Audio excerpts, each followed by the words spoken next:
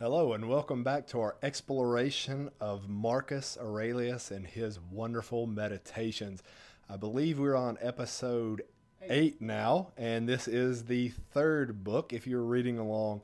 And really, there's just so much to cover in all of his meditations. It's such a nice break from really anything else that we do, just to study some of the great Stoic philosophies of the day. And it really, when I'm reading it, makes me feel like I'm in Rome. It's really such a nice thing. And because we have such a different style on how we do this than from our other videos, you have a lot to read out. Then I have some major big points to cover. So why don't you go ahead and start off with what you want to read, and then I would like to make my first big point off of what you read, sir. Man, I would very much enjoy that because I love reading Marcus Aurelius. It is just a go to book, and it should be something I firmly believe that it's in everyone's spiritual toolkit of just human understanding and how to practically live our lives. And to start off in book 3 of Marcus Aurelius's Meditations, he says, we ought to consider not only that our life is daily wasting away and a smaller part of it is left, but another thing also must be taken into account, that if a man should live longer, it is quite uncertain whether the understanding will still continue sufficient for the comprehension of things and retain the power of contemplation, which strives to acquire the knowledge of the divine and the human. I just think this is fascinating, and it continues on for a few more Well, hold on. Before we finish on, this is one thing that I had to really stop and contemplate, because this is something that I've really thought about a lot lately. Because there's one of these book series. I like, on occasion, a sci-fi book series or two, just, mind off of different things. And it's written by B.V. Larson, and it's called The Undying Mercenary. And the principle is, you can die, but they have a revival machine to bring you back. Kind of like what a teleportation thing is. And it really has me thinking that, is the human mind and all its synapses, connections, and the way that it's designed, is it kind of like a hardware in a computer? Is it only meant to hold 200 gigabytes? Is it only meant to hold so much space? And, you can grow and evolve, but you only have so much. And you can only pack so much life experience into that. Is that true? And then you have the decay over time of, a machine doesn't last forever. And we're basically a self-replicating machine. So even if we have the ability to prolong our lives to a point, if we get to the point where we can prolong our lives for 200 or 300 years longer than we live, can our mind really fully comprehend the vast spaces of time? Or are we really only designed to hold this much information? And then we're always constantly changing and evolving as people. I'd hazard a guess that no one is the same person they were at 18 or 15 or 20 or 30 or 40. We're constantly evolving. We're constantly going through new experiences, and the world's changing around us. What does that do to a mind? Like, are we really only set to have this amount of space?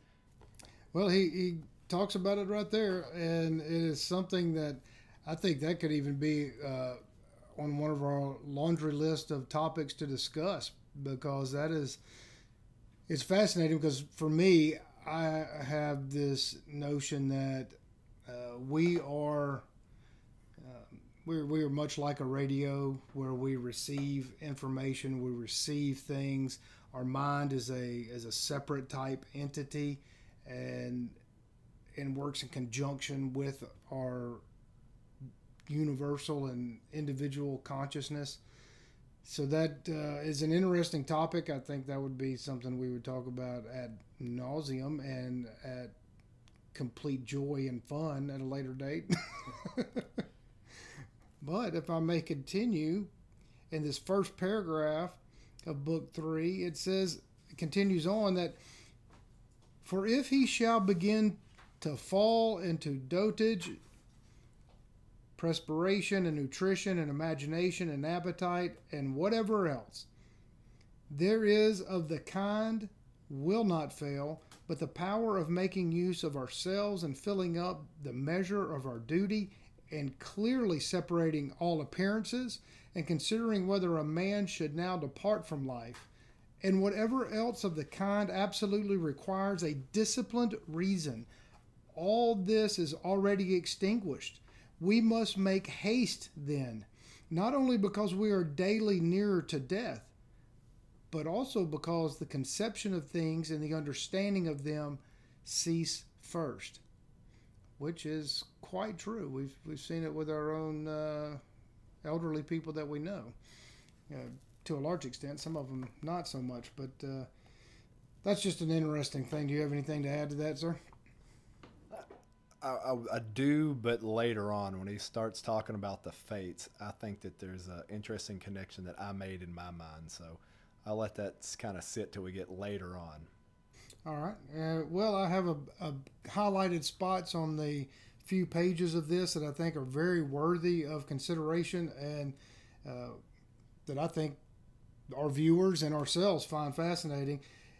He goes on and says, we ought to observe also that even the things which follow after the things which are produced according to nature contain something pleasing and attractive. And I think that is fantastic. Just taking a little stroll through the woods or a nice large park, you can find these things in front of you all the time. You know, I find it really interesting what he says after that when he's going to his really description of that, when he's talking about the things that are in nature that you might first find ugly, but then you see, well, this is a ripe fruit and this is how it's supposed to look, and it tastes wonderful. Like I think of a date. Like a date is not a beautiful looking thing, but they sure are tasty and delicious. And if you know what you're looking for, you know it's a delicious treat. But if you don't know, it's like, oh, I'm not going to eat that. That looks like my fingers when I get out of a long bath or something. You know, a prune, same thing. So to find the beauty in nature, I think a lot of the beauty in nature is its imperfections, or what we can perceive as imperfections. I agree with you 100%. A man should have a feeling and deeper insight with respect to the things which are produced in the universe. And I think what you and I have discussed on many occasions is that in this day and age, especially in Western civilization, we have increasingly become more and more detached from what is produced in the universe. We think everything comes from, a truck delivered to the grocery store, and that is just not the case. You can come out here and walk the orchard, and you can see where the beautiful apples, peaches, and pears come from. It's quite remarkable and most enjoyable, especially whenever they're ripe, and you can pick one off and just eat it right there and contemplate the universe as you are partaking of the fruits of the universe, without it being adulterated with foreign adverse chemicals and things that are bad for you. It's a great lesson in reading Marcus Aurelius for him to remind us of these things on a regular basis. It's one of those things that, like I talked about in our introduction, of when I'm reading it, I can put myself in the time of Rome that we've been there. And the ruins now, but they were in concert with nature. Even though they built these beautiful edifices that were separate from nature, they were so intertwined within nature in most cases that they make a beautiful, harmonious concert with nature. Like, it's something that's obviously man-made, but then it's also in its surroundings, it's beautiful. Absolutely. And boy, I love Rome. Just the thought of it just makes me want to go there. Well, past Rome, not Rome right now. Yeah. Well, so we continue with Marcus, and he says, he will see even the real gaping jaws of wild beasts with no less pleasure than those which painters and sculptors show by imitation. And in the old woman and in the old man, he will be able to see a certain maturity and comeliness. And the attractive loveliness of young persons he will be able to look on with chaste eyes. And many such things will present themselves, not pleasing to every man, but to him only who has become truly familiar with nature and her works. Yeah, that just nails home the point. Get out. Go take your shoes off and walk in the grass. feel the pulse of the earth.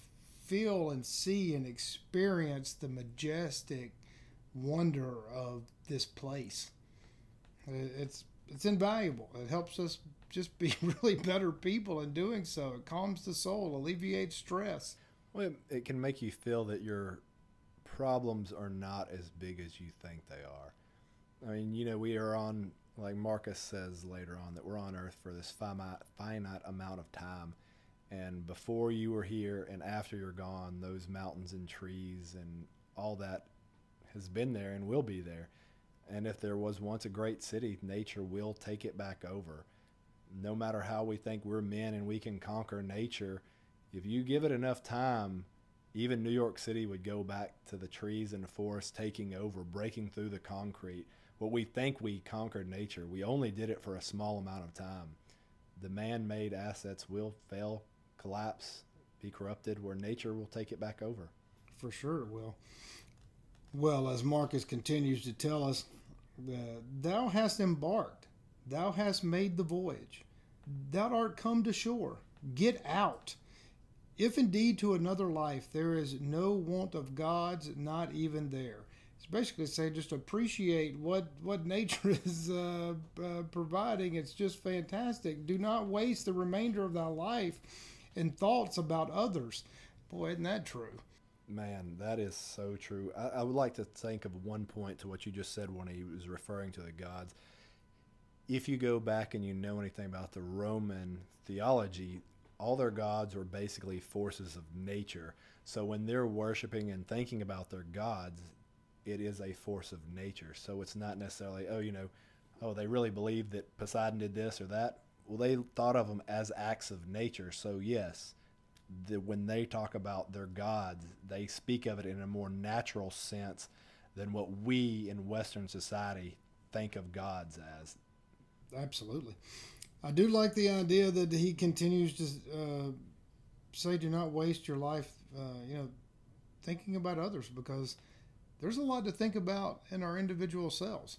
And if our individual selves are better, then that naturally makes the small circle of our friends and family better for the most part, in most cases.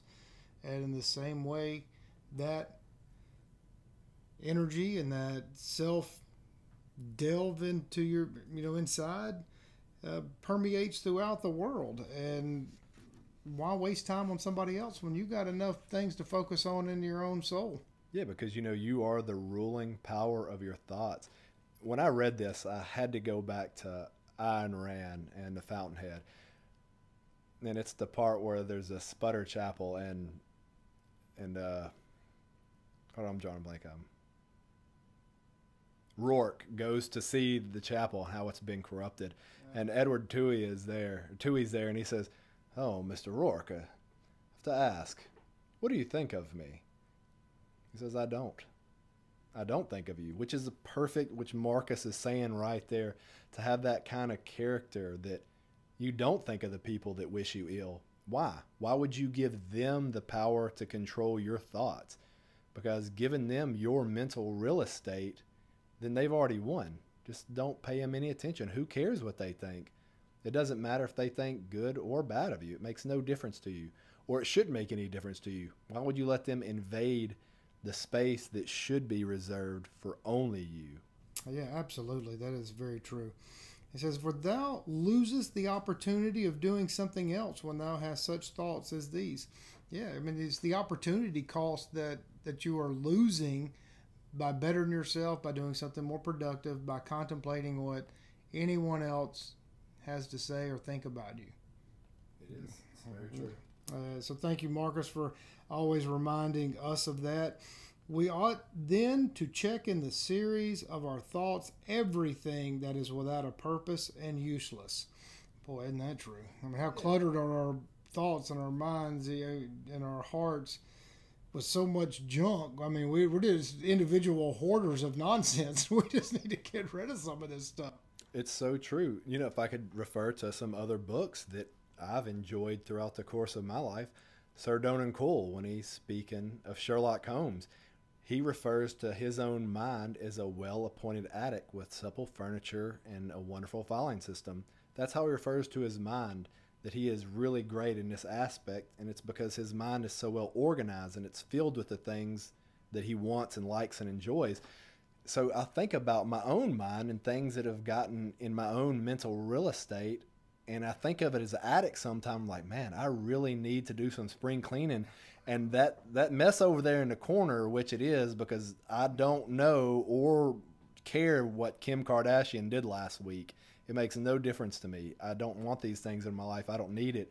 So when somebody sends me that useless TikTok video, I don't even open them anymore. I'm just like, why would I waste my time in mental space with that junk, that cheap Chinese toy, that trinket that I'm going to have to throw away in a couple weeks?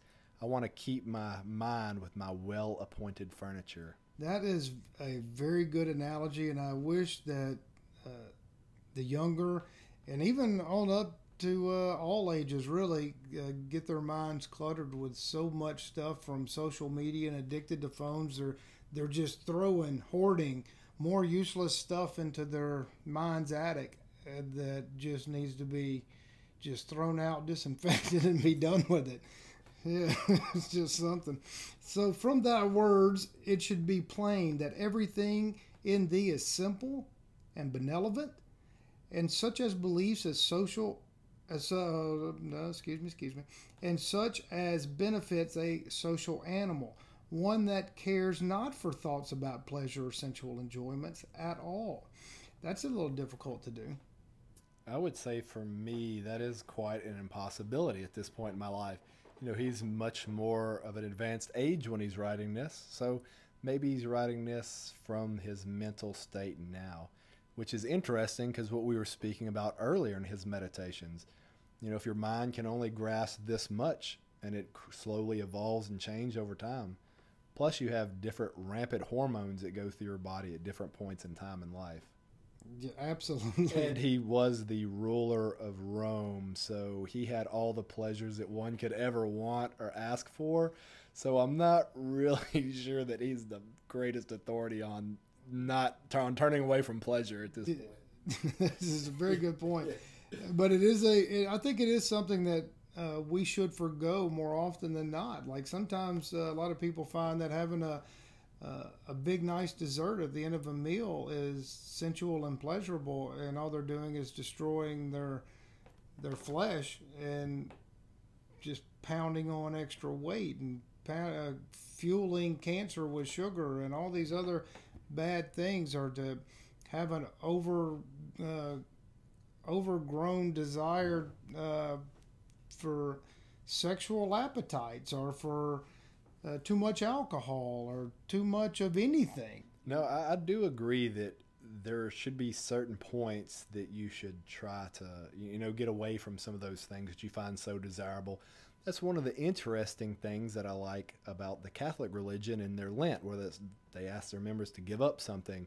Like right now, my wife and I are doing this Sober October, and I'm trying to no sugar, no coffee, no cigars, which I love, no wine, all these things.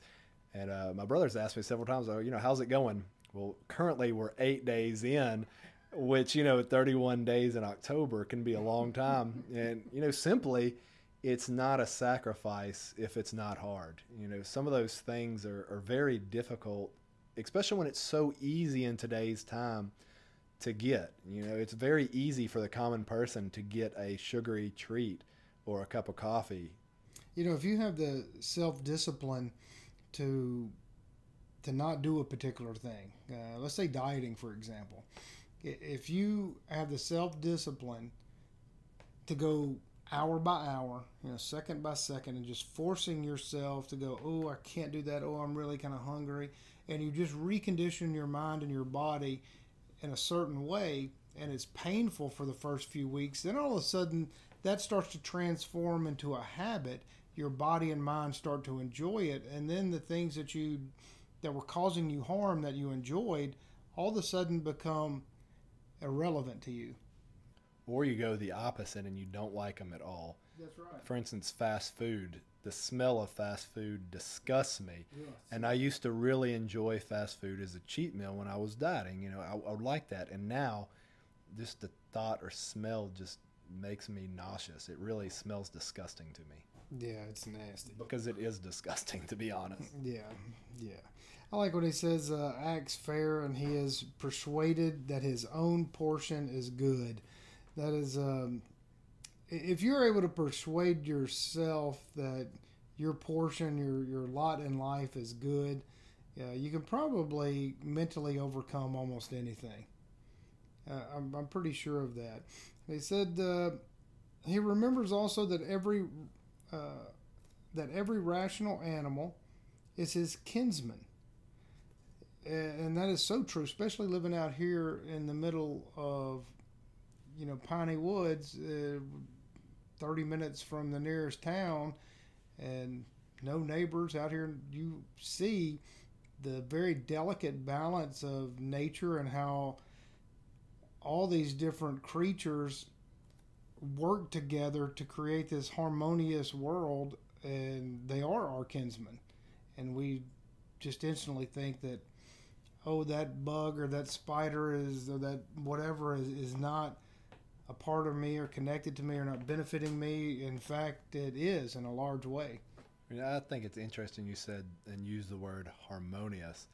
I don't think nature has to be harmonious. I think it just has to work. Well, it doesn't matter that it's violent. Some things that are violent, it still works. It doesn't mean that it's harmonious according to you.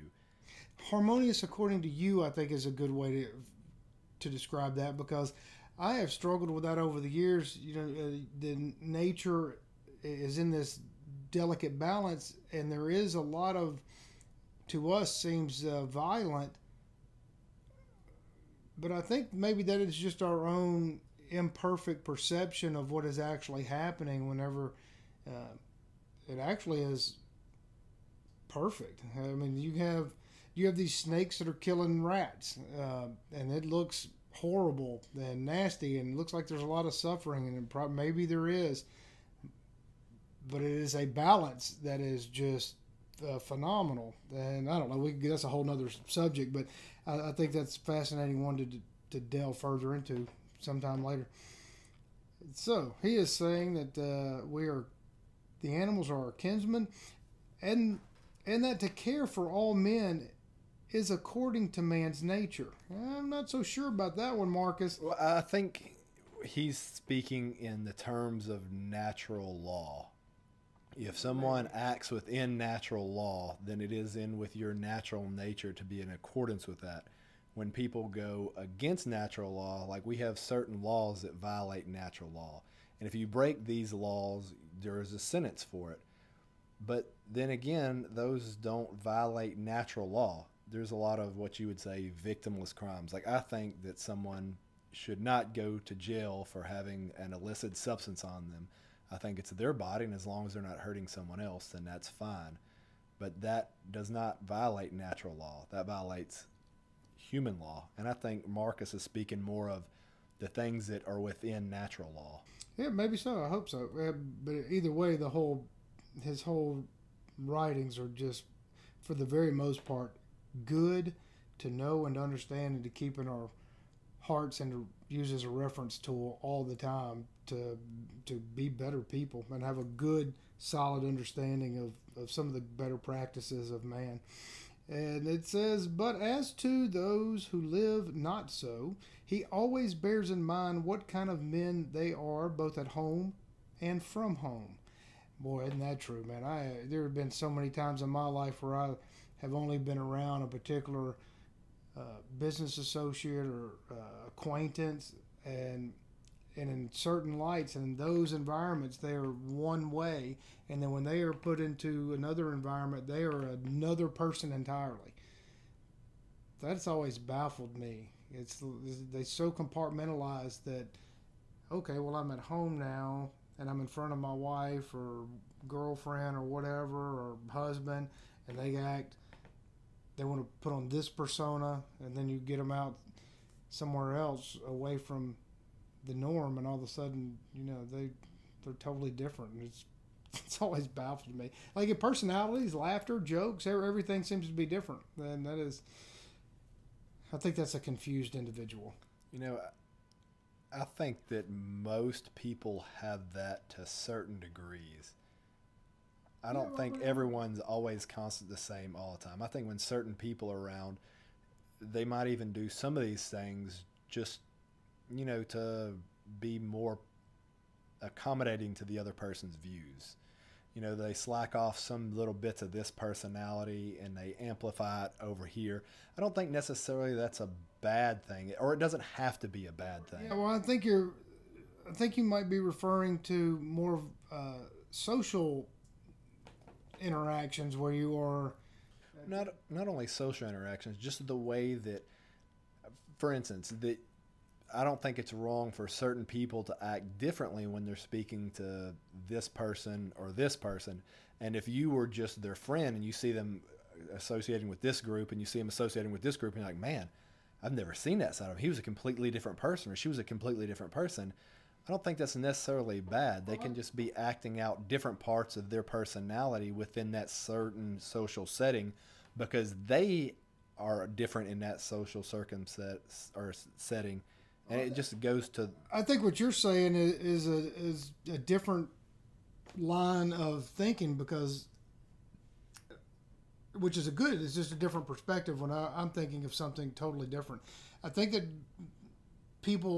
it is necessary to grow to go speak to one group in one way, not necessarily contradicting your beliefs, but you're just talking to them in one way in a language you think they would better understand you. Whether that is laughing and joking a lot or not, or too serious, or whatever the circumstance calls for. I'm talking about people that are just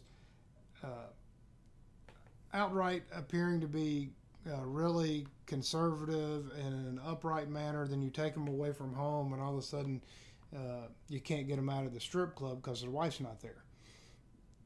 Like it's a polar opposite, not like because I've had countless friends whenever I was busy in business 20 some odd years ago that, wow, it really was shocking to me when it first started happening. I was like, come on now. There's no reason. It was just strange because they were totally opposite people. And then it left you with the impression whenever you're with them in private and business that, who is it that I'm talking to? Because you really don't know. It starts to become confusing. This person doesn't know themselves and they can flip-flop on a bunch of stuff really easy. So who are you? And, when somebody can go from just totally I'm an upright moral person, and then you take them away from their home, as Marcus says, and you get them out, and all of a sudden they are the polar opposite of what they were. It does make you question how much of them you can believe. And then you ultimately find out you can't believe much, because that's what happened to me in countless business affairs. That you're like, wow, I should have saw that coming. And that's just part of age and maturity and wisdom and starting to understand men. But he is right. You can really tell a lot about a person, how they change away from home. But as he continues here, which is interesting, he says, accordingly, he does not value at all the praise which comes from such men, since they are not even satisfied with themselves. And that is just such a powerful statement because it's so true. If you have praise from people that you know that's just BS because they're only giving you praise because they want something, it's basically what it is. I think so many people fall into that trap of wanting someone else to notice their good work, or they want somebody to praise them, or I just want you to say you're proud of me. And I think that is sick when somebody says that. I just wanted my parents to be proud of me. I just wanted this. It's like, why are you so weak that you can't find joy in what you're doing? Why do you have to seek the attention and praise of others? Why isn't yourself, why does that not give you the pleasure? Why would you do something to make your parents proud, or you want them to be proud in something that you do? Why can't you just be happy with that I like this and it doesn't really matter if you like it. Like, and I'm talking about things that the parents didn't disagree and are completely against. They just didn't fully support them in a matter. Like, why do you need that? I don't get it. Like, or your friends for that matter. It doesn't have to be parents. It can be friends. It can be people you're close to. Like, I don't need other people's. I mean, sometimes you want other people's support and you ask for their opinions of things, but I don't need the outward. Like, I'm perfectly happy with this being okay because I like it. I enjoy it. I don't need somebody to tell me that's good work over there. If I think it's good work, that's great. I hate compliments. When people compliment me on things that are completely obvious. I mean, throughout the course of my life, I've gained muscle and lost a little bit, but, I've been in fantastic shape a lot.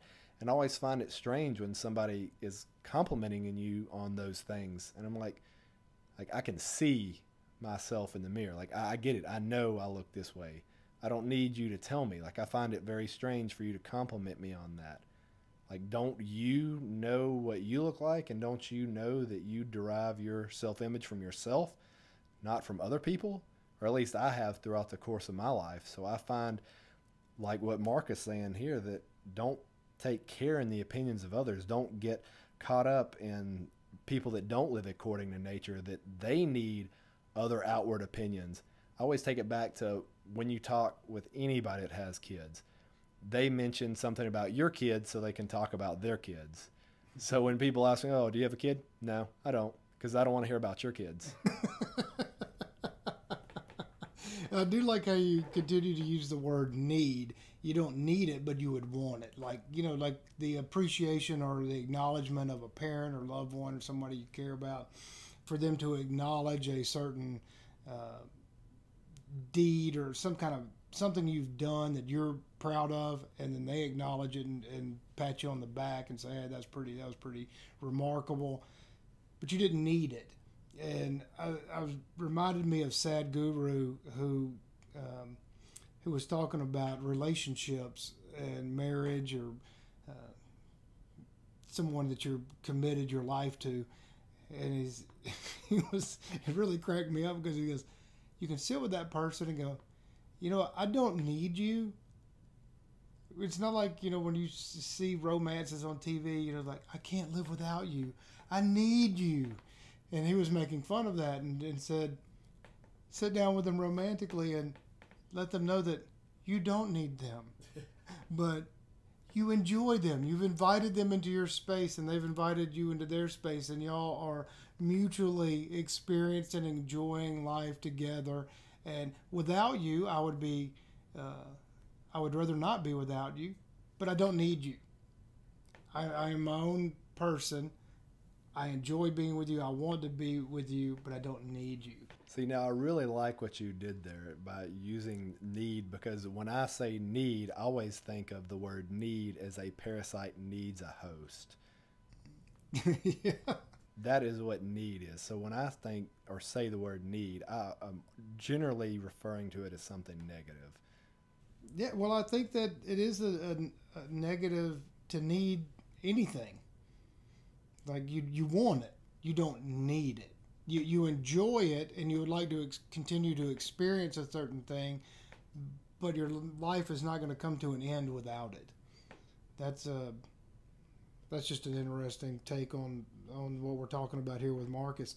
I like how he goes on and says, labor not unwillingly, nor without regard to the common interest, nor without due consideration, nor with distraction, nor let studied ornament set off thy thoughts. And be not either a man of many words, or busy about too many things. And further, let the deity which is in thee be a guardian of a living being. That is a lot to take in that little bitty stretch of words. Wow. I mean, you got to read it 5 or 6 times. You just, you labor not unwillingly. That's a whole conversation. Don't do things that are against your will. The best you can. I mean, if you're, there's certain instances throughout history and even in the world now where you got to do stuff you really don't have a choice in doing. But for the most part, around the world, in a large degree, we have a choice in a lot of cases to, hey, I don't have to do this particular thing. I don't have to be a willing participant in something that is not beneficial to my soul and my being. Just in the first 3 words, you can go on in the whole topic just with that. It's a lot to take in. That's why this book is so good as an instruction, really better than decent instruction manual on how to live. What's interesting is I think when people read this book, much like what you just said, there's so much in just those few words. This is not a book to pick up and read the whole way through. This is a book where you read a couple pages or a couple words like we are doing right here, and to stop and think, what does that line mean to me? What is this? This is philosophy the whole way through. This isn't, Dan went to go pick up a pack of cigarettes or something. This is something that takes mental power and capacity to read. It's not, oh, I read Marcus Aurelius. It was, it was only a couple pages. I read it in 15 minutes. That's like people that go to the Louvre and say they saw the Louvre in 15 minutes because they ran to see the Mona Lisa and they ran to see something else over here. That's not going to the Louvre when you see the 3 big works of art. That's not reading Marcus Aurelius when you read it in 15 minutes or 45 minutes or an hour. You go to the Louvre to see all the artwork. It's a several-day experience, really. It's like the Met in New York. You don't go it for a day. Or it's like where you don't go walk through the Uffizi in Florence, and no, you got to walk slowly and take time and pause and just stop. Yeah, because there's several big things that people would go to the Uffizi for, like the Hermaphrodite, and there's a lot. Yeah, the one that's got the little spaceship in it, the Da Vinci there, and then there's but you don't see those 1 or 2 things. You go and you see all of it. That's right. And you see the building, you see where it is, you see everything about it. Which is how you read Marcus. You see the time period, you see what it was, who he was, and then who you are and where you're at. It is definitely great to read this and at the same time be reflecting on how this book can affect you in positive ways. It is just like right here. He just says, be cheerful also, and seek not external help, nor the tranquility which others give. A man then must stand erect, not be kept erect by others. Wow. Does that just go on? I mean, you could take that in so many different directions, from corporate and individual welfare to parents overdoting their kids and supporting them, which is a big thing in the United States now. I mean, it's not uncommon for mid-20s to 40-year-olds to be living at their parents' house because they just can't support themselves and really don't attempt to make a grand effort in doing it on their own.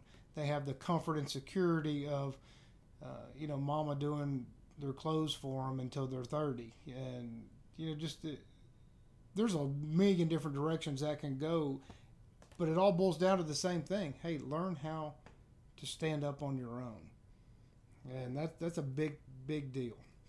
Enjoy that which thou hast found to be the best.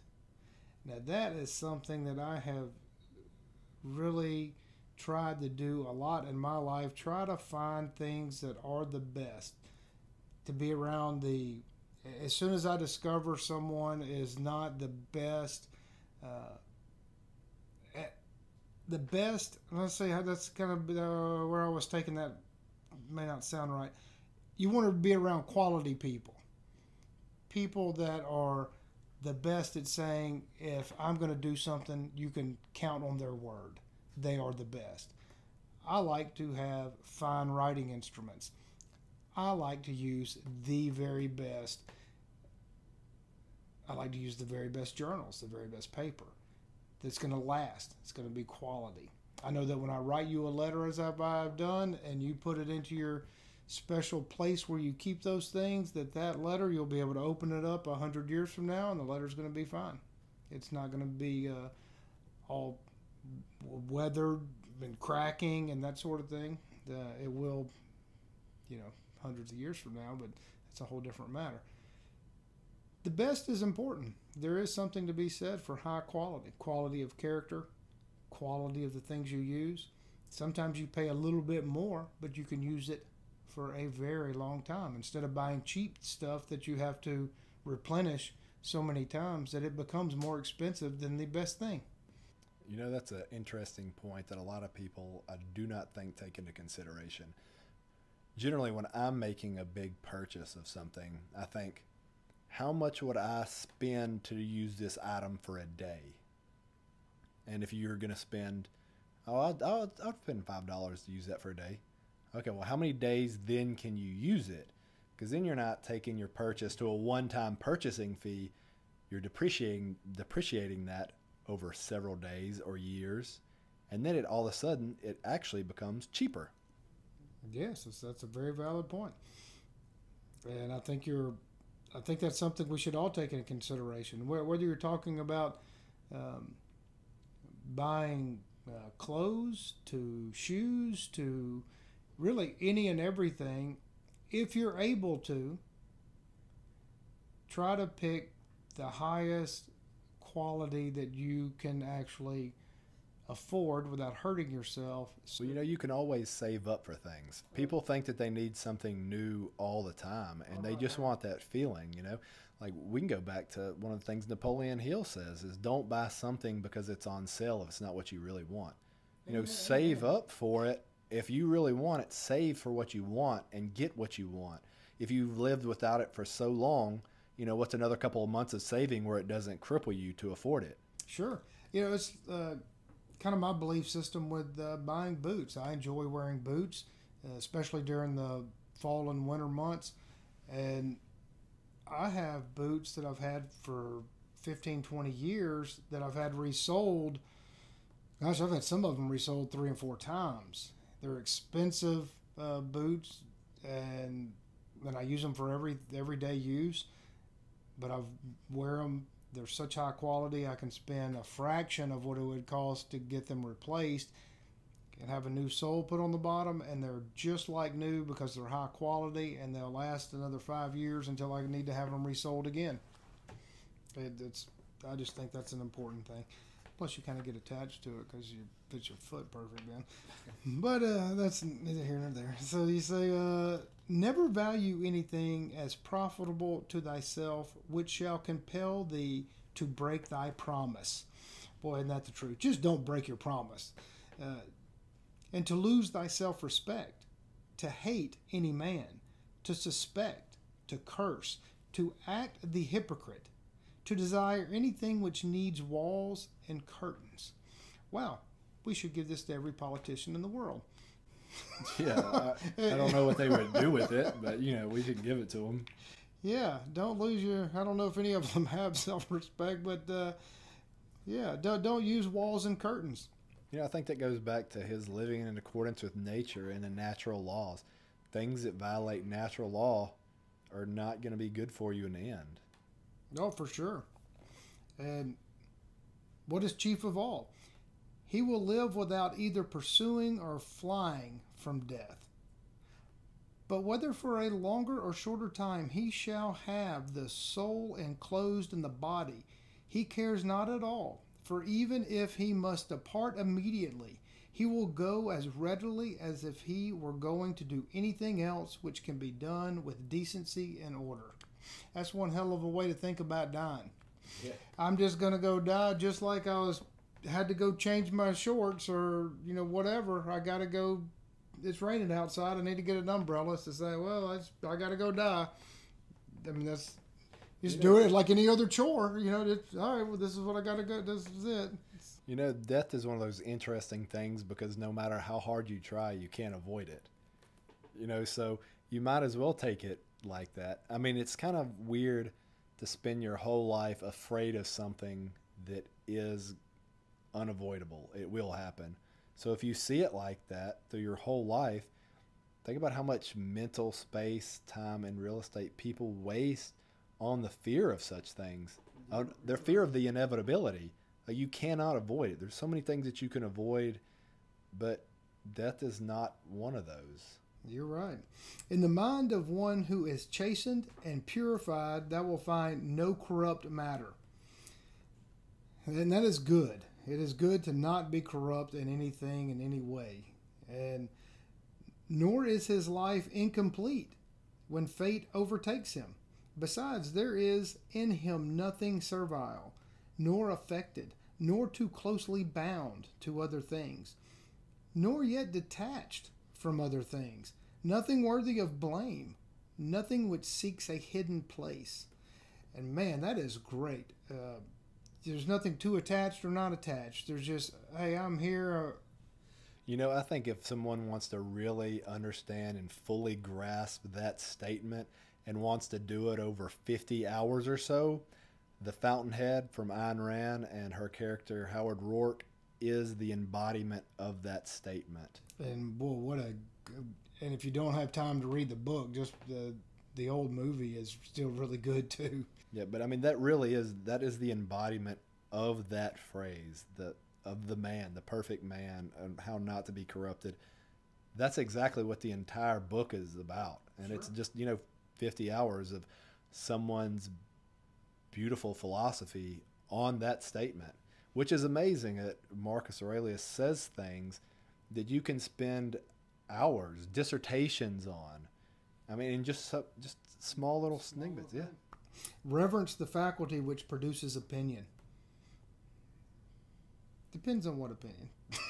I think he's referring to his own opinion. Yes, I think so. Yeah. Absolutely.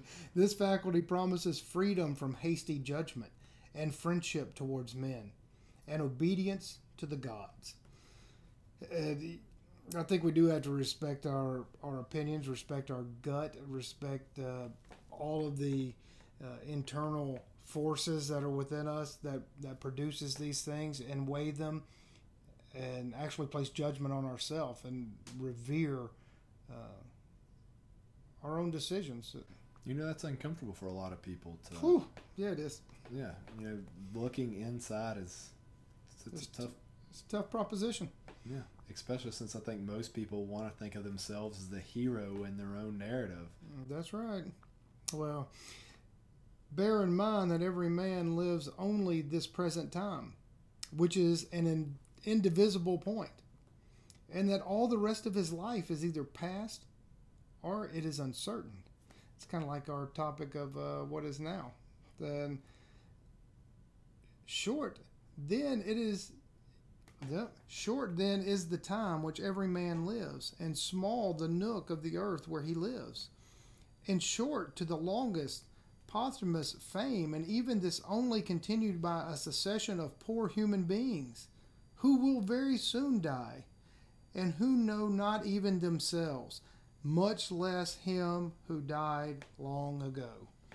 I think this is one of those things that we could have and write down for our own topic, because there's so much I would love to say about this, but I really just want to try to just put it in a real short term. And really think about how much time has passed, how much time you think is yet to go, and the vast spans on either end. Then you think about our Earth and how fragile it is within its own universe. And then you think about how small of a dot that really is when you can consider all the stars in the universe. There's more stars in the universe that we can see than grains of sand on every beach on Earth. So your small little star with your small little rock floating around, to think about really how insignificant. Like, people think you look at the ocean, oh, I'm insignificant. Think about how insignificant that ocean is. No doubt. And it's kind of like, it goes back to that other video we were talking about, our problems. Really put them into perspective, because we're just flying around on a rock orbiting something that's hurling into space. It's it's interesting how easy it is for us to think about other things to make our problems seem not that important, and make us get into a state of mind where it's easier to solve our issues. I think being able to switch mindsets and step back is really important. For sure it is. Examine methodically and truly every object truly every object which is presented to thee in life, and always to look at things so as to see at the same time what kind of universe this is, what kind of use everything performs in it, and what value everything has with reference to the whole, and what with reference to man, who is a citizen of the highest city, in which all other cities are like families. It's pretty fun. Man, there's just every one of these can be their own topic for, a 30-hour discussion. Yeah, or longer. Or longer. On every occasion, a man should say, this comes from God, or whatever you believe. This comes from infinite intelligence, the infinite universe, divine intervention, whatever label you want to put on it. If thou workest, let me start over there. If thou workest at that which is before thee, following right reason seriously, vigorously, calmly, without allowing anything else to distract thee, but keeping thy divine part pure. That is not sometimes so easy to do. As if thou shouldest be bound to give it back immediately. If thou holdest to this, expecting nothing, fearing nothing, but satisfied with thy present activity according to nature, and with heroic truth in every word and sound which thou utterest, thou wilt live happy. And there is no man who is able to prevent this. That's just great. This is Marcus Aurelius' book 3, and I highly recommend studying this, and that which I just said, read, and so much more. And when you continue on, and doing everything, even the smallest, with a recollection of the bond which unites the divine and human to one another. Kind of like our other video of we're connected to everything. It's just pretty fascinating. And we are almost finished. So stay, because this gets really good. We're almost at the end. And no longer wonder at hazard, for neither wilt thou read thy own memoirs. No, you will not read your own memoirs, sir. No, I mean, you might jot down some things and they'll be changed and, whatever. Nor the acts of the ancient Romans and the Hellenese and the selections from the books which thou... that's so sad. All the books in my library that I know will be gone to the wastelands. But maybe it's not sad. From books which thou wast reserving for thy old age, hasten then to the end which thou hast before thee, and throwing away idle hopes, come to thy own aid, if thou carest at all for thyself, while it is in thy power. Wow, is that powerful. I mean, just reaches out and grabs you like, hey, you're able to. Don't worry about all the stuff. Just worry about you. It's really interesting how he really just sums up the whole book on that last couple of paragraphs. He really does a pretty powerful job writing. It is powerful. To be pulled by the strings of desire belongs both to the wild beast and to men who have made themselves into women. No, he wasn't degrading women there, but I don't think it's not like we would consider it today.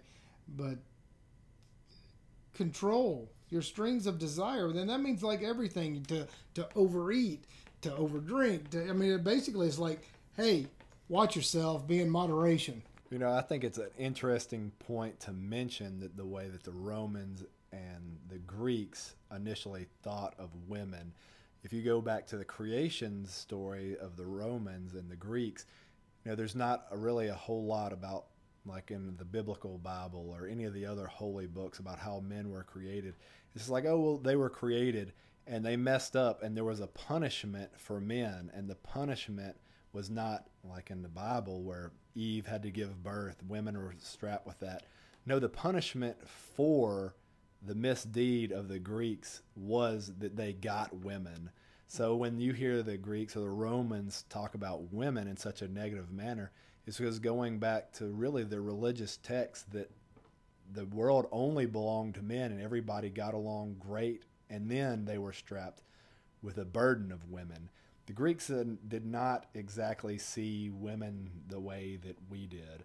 And then the Romans were completely different. I think one of the really interesting differences between Greeks and Romans was because the Romans actually started to appreciate the feminine, and they liked it, but they still had that, offsetting, women aren't men. And I like one of the, I had a mentor that liked to say that the Greeks taught the world how to love, and the Romans taught the world how to love women. That's true. There's the last thing that I have highlighted here, and this is just a conclusion to book 3, which is just so wonderful. There remains that which is peculiar to the good man, to be pleased and content with what happens. No matter what happens, it's just like what we were talking about in a previous video of it is your perception that makes it so. No matter what happens, find happiness.